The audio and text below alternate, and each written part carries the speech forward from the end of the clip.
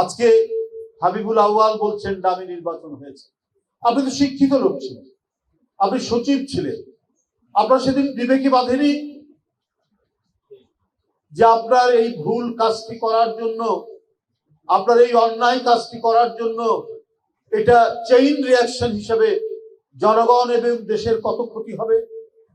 এখানে এই যে একটি ভোটারবিহীন দামি নির্বাচন, তাহলে এটি অবৈধ নির্বাচন।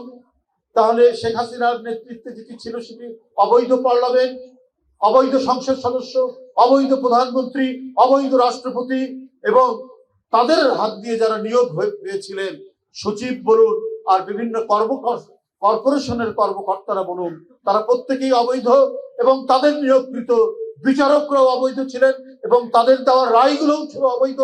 তাহলে আমরা একটা অবৈধ দুঃশাসন এবং আইনের মধ্যে আমাদের জীবন যাপন করতে হয়েছে।